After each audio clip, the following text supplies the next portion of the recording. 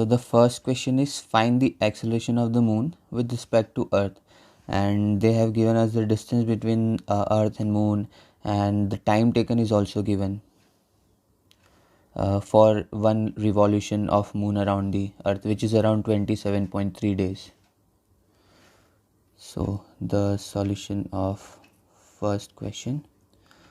So what do we have? We have the distance between earth and moon, 3.85 into 10 to the power 5 kilometers. So we need to convert it into the SI unit, so that is in meters. So it will be 3.85 into 10 to the power 8 meters.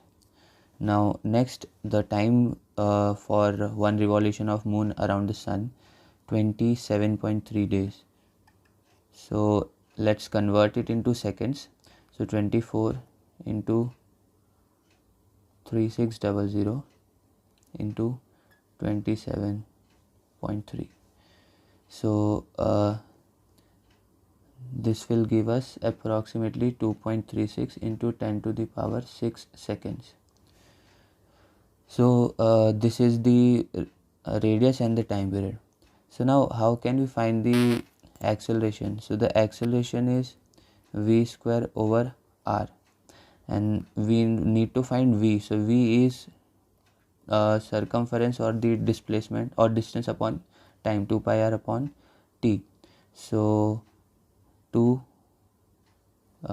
pi, or let's put the value of pi, 3.14 into 3.85 into 10 to the power 8 upon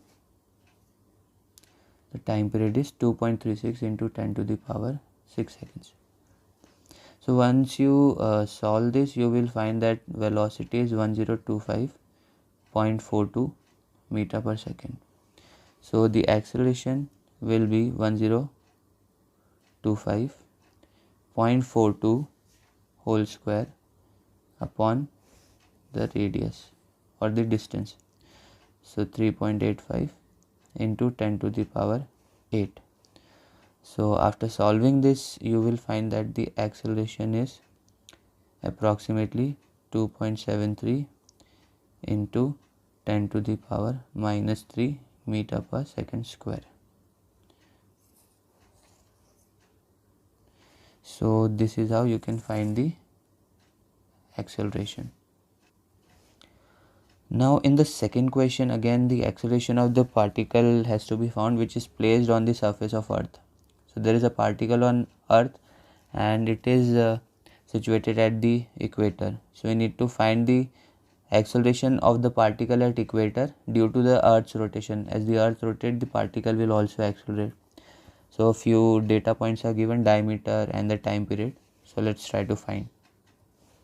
So second one, so here what is given, diameter of earth is given, which is approximately 12800 kilometer.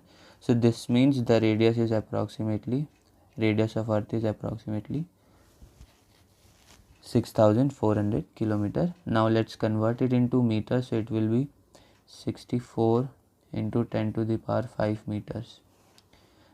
Okay, as 2 zeros from here and 3 zeros from the conversion. So again acceleration is v square over r. So we need to find v. So v is 2 pi r over t. Okay, so it will be 2 into 3.14 into 64 into 10 to the power 5 upon time period is 24 hours, which will be converted into seconds by this formula, multiply by 3600. So after solving this, you will find that the velocity is equal to 465.185. okay, so the acceleration will be 465.185 whole square divided by 64 into 10 to the power 5. So after simplification, you will find that the acceleration will be 0.0338 meters per second square. So it was similar to the first question, just need to find the velocity. Radius was given. In the third question, we have a particle which moves in a circle of radius 1 centimeter and its speed is also given, but the speed depends on time. Okay, 2.0 into t. So t is time period, okay, which is in seconds. Now we need to find radial acceleration at t equal to 1 second and tangential acceleration at t equal to 1 second, and then the magnitude of acceleration, overall acceleration at t equal to 1 second. So again, as discussed in the lecture, there are two different accelerations, radial acceleration and tangential acceleration. So they have two different formulas. So first of all, first what is given, velocity is 2t and the radius is 1 centimeter. So you can always convert this into meter if you want, but let's only do the question in centimeter. But obviously if you want to convert it into meter, you can easily do it. So just multiply by minus 10 to the power minus 2. Okay, so we will, for now we will only use centimeter. So first thing that we need to find is the radial acceleration. So let's say this is a circular motion. So the acceleration in this particular direction is the tangential acceleration, and the acceleration in this particular direction is the radial acceleration. Along this path is radial and like this is tangential. Okay, so the formula for radial acceleration is v square over r. So we know that at t equal to 1 second v will be 2 into 1, that is v will be equal to 2 meter per second. Okay, because this t is 1 when the time is t equal to 1 second. So 2 square over 1 centimeter, so it will be 4 centimeter per second square. Now the tangential acceleration. So tangential acceleration again at t equal to 1 second. So a tangential acceleration is given by rate of change of velocity with respect to time. So d by dt, so velocity is 2t. So now we need to differentiate it. This is quite simple. Put the constant out, so it will be only 1. So acceleration is 2 centimeter per second square. So we did not need to put anything here, or we get a constant value. Now in the third part we need to find the magnitude. Okay, so the overall magnitude of the acceleration. So we have two accelerations, one is the radial component, one is the tangential component, and remember they are always perpendicular to each other. So because of that, in this formula we do not need to put this part because it will be cos 90, so this term will be 0. So this will give you 4 square plus 2 square. So acceleration, overall acceleration will be root 20 centimeter per second square. So remember the different formula for radial acceleration and tangential acceleration. Now in question number 5, there is a scooter which is weighing 150 kg with the rider. Okay, along with the rider the weight is 150 kg, mass is 150 kg. Now the rider is moving at 36 km per hour and it is taking a turn of radius 30 meter.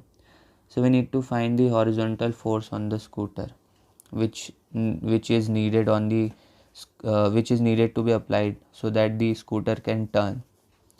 Okay, so the fourth one. So now here let's first write the given things. Mass is 150 kg along with the rider. Apart from that, the velocity is given but it is in kilometer per hour, so let's convert it into meter per second. So 36 into 5 by 18, so it will give you 10 meter per second. Radius for that turn is 30 meters. So now it is quite simple. The force will be provided by the centrifugal and centripetal forces. So the centripetal force will be there, which will allow the scooter to turn. So let's say this is the center, the road is like this, so the centripetal force will allow the scooter to turn. So the value of centripetal force is mv square by r. So 150 into 10 into 10, that is 10 square, upon r, that is 30. So it will give you 500 newtons. So this much force is required so that the scooter can turn properly without slipping.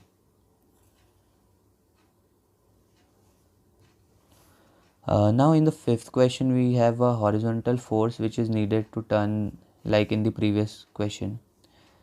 But this is now supplied by the normal force by the road.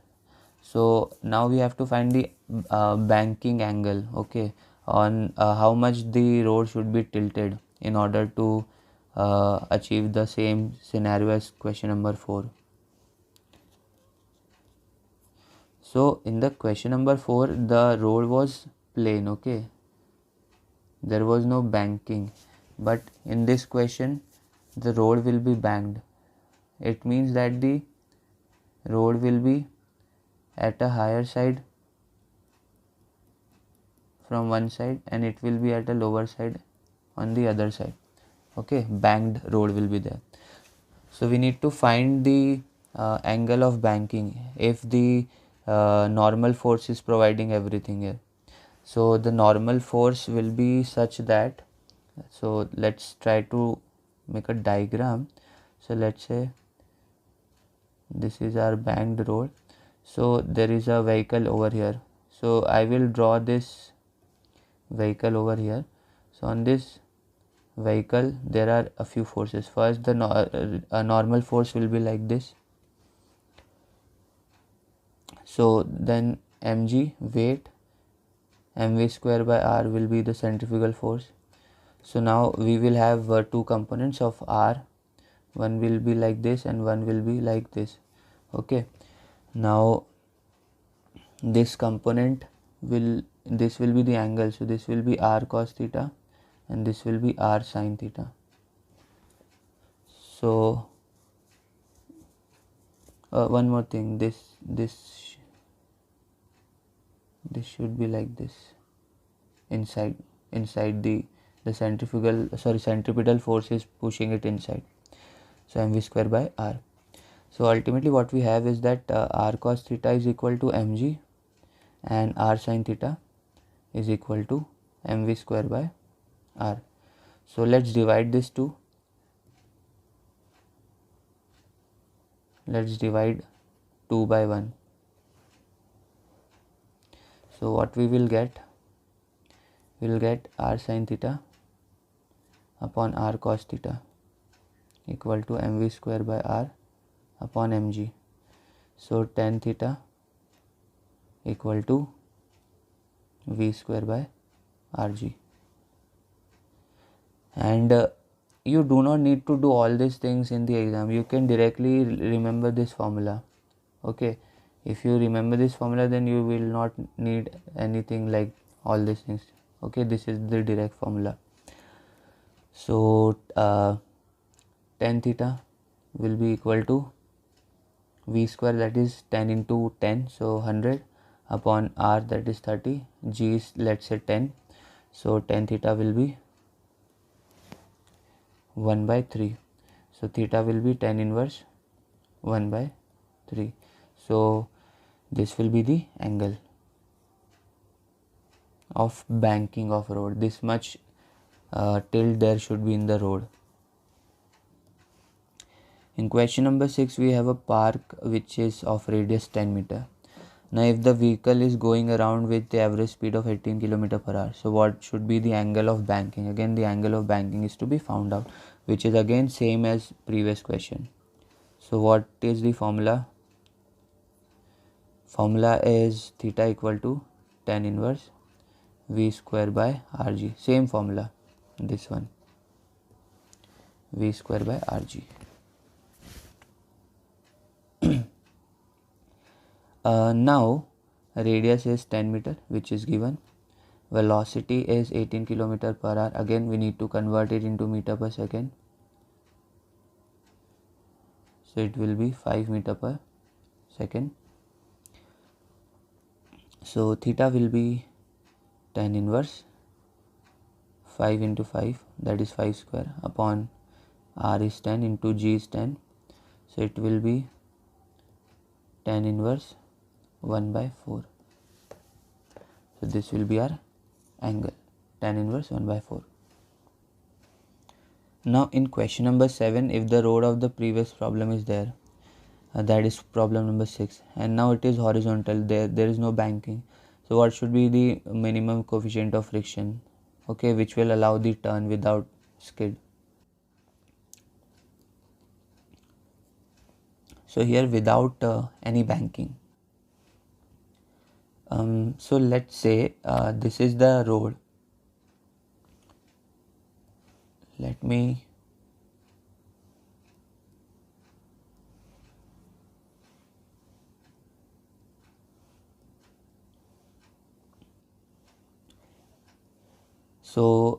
this is the center. So there will be a frictional force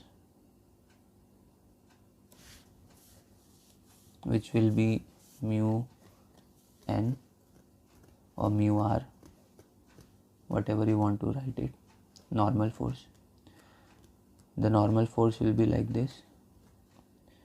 Then there will be centrifugal force and weight on the car. So mv square r by r equal to mu r. Let's take n for normal force, otherwise you will get confused with the radius. Mu n.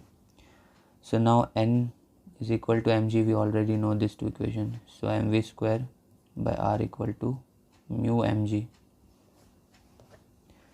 So again, if you remember the formula directly, you will not need to do all these things. So mu is directly equal to v square by rg. Okay, tan theta is mu only. This is mu only. Okay. So directly 5 square upon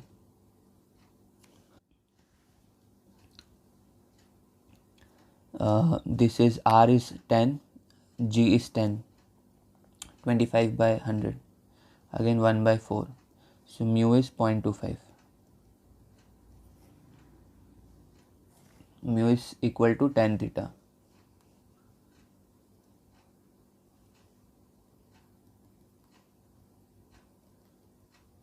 Like this.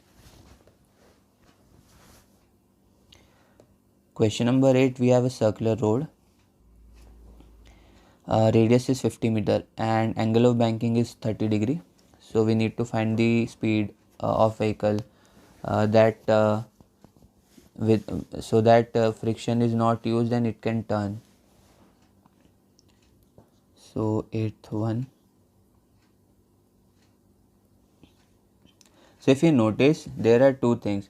Either the road is banked or there is friction on the road. So either banking will allow the turn or the friction will allow the turn. So in this question, banking is there.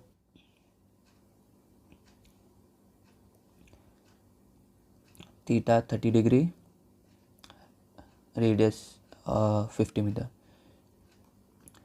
So we know that this formula is there. So from here v square will be equal to rg into tan theta. So v equal to root rg tan theta. So v equal to root, what is r 50, what is g 10, what is tan 30 degree.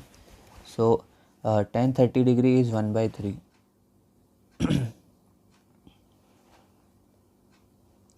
So we will have root 500 upon 1.732. Root 3 is 1.732. So after you solve this, you will get 17 meter per second. So this will be a velocity, or we should say this will be a maximum velocity, which will allow you to turn. If your velocity is more than this, then you will not be able to turn without slipping. A long question. So in Bohr's hydrogen atom model, electron is a particle, okay, which is moving in a circle, and at the center nucleus is there in which proton is present. Now proton is assumed to be fixed, okay, it is initial frame, okay, that is, it is not accelerating. Now there is a centripetal force between the electron and the proton, and it is provided by the Coulomb's attraction force. The electron's velocity is given, the distance between electron and proton is given, and speed of electron is to be found out in the ground state. Mass is given and charge is also given. So this is quite simple. We will have two forces.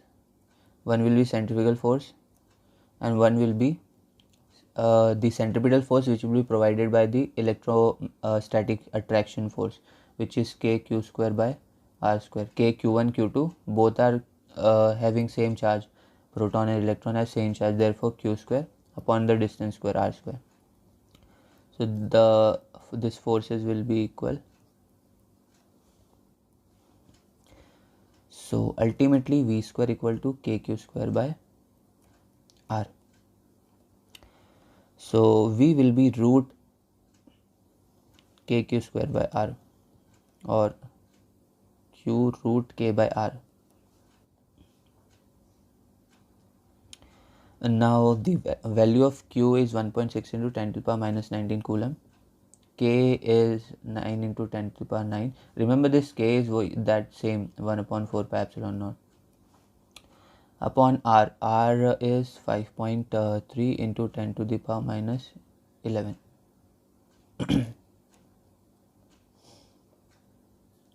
Mass is also there. We forgot to put the mass over here. So into mass is 9.1 into 10 to the power minus 31. So once you solve this, you will obtain that the velocity is 2.2 into 10 to the power 6 meter per second approximately.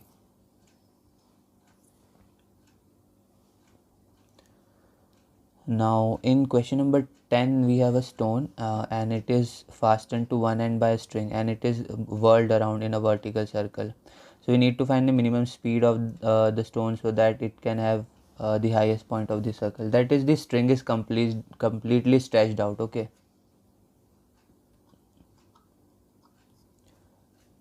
So what we need is that this stone is at the highest distance.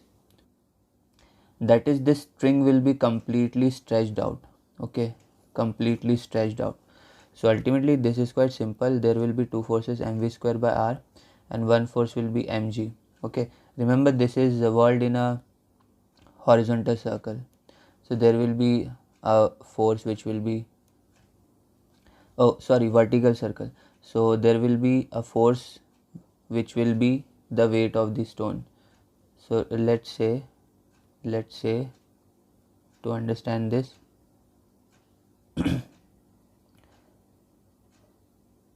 so the weight of the stone mg will be here, centrifugal force will be mv square by r.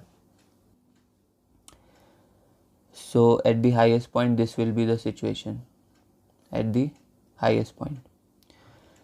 So v square will be rg, v will be root rg. So at the highest point, the velocity will be v equal to root rg at the highest point here. Now in question number 11, we have a ceiling fan having some diameter, and it is rotating with 1500 rpm. Now we need to consider a particle of mass 1 gram, which is at the outer end of the blade. So how much force is experienced by that object because of the fan's rotation, and what are the other forces on the particle. Okay, so first question 11. So the diameter of ceiling fan is 120 centimeter. So radius is 60 centimeter, which will be 0.6 meters. Mass of particle is 1 gram, which is on the outer rim. It can be converted into kilogram. So 0.001 kilogram divided by 1000.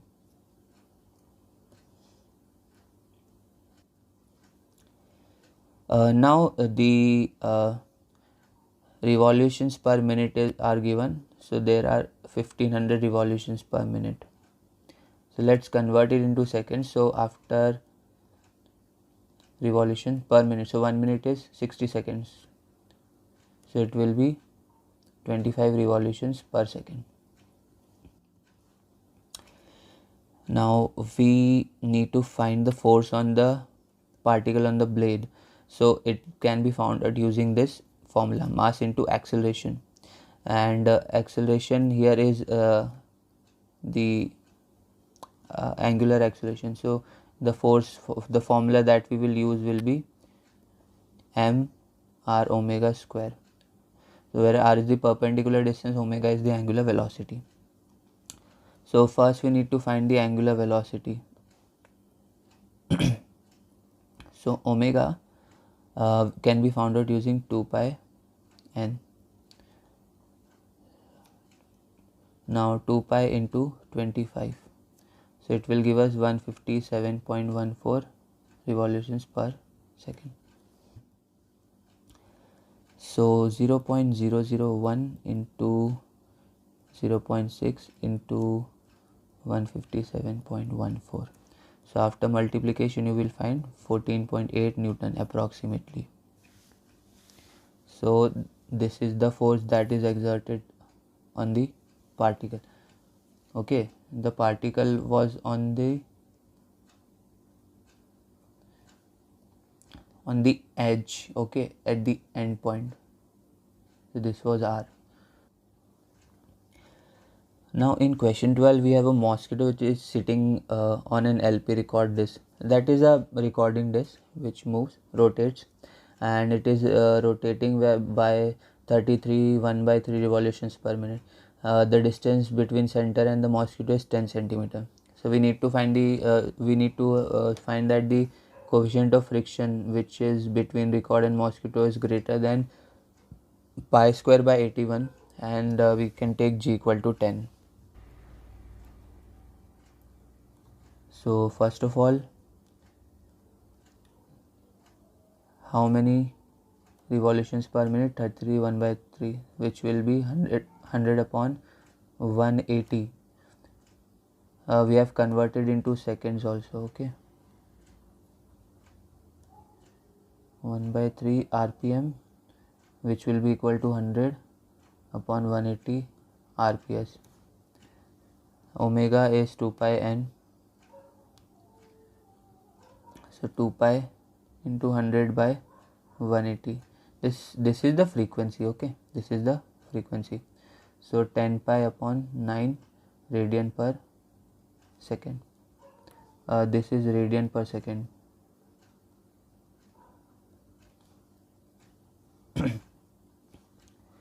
So now R will be 10 centimeter, which is given 0.1 meter. G is 10 meter per second square. So we have everything now. So we have frictional force and we have centrifugal force. Now the centrifugal force can also be put up in this manner: m r omega square. Okay, this is similar because V is equal to r omega. So our frictional force must be greater than or equal to the centrifugal force in order for the proper rotation without slipping. So mu will be greater than or equal to r omega square g. So it mu will be greater than or equal to 0.1 10 pi upon 9 whole square upon g's value is 10. So mu must be greater than or equal to pi square by 81. So in order for a proper motion, circular motion, the coefficient of friction's minimum value is this. Okay, so it should be greater than or equal to pi square by 81.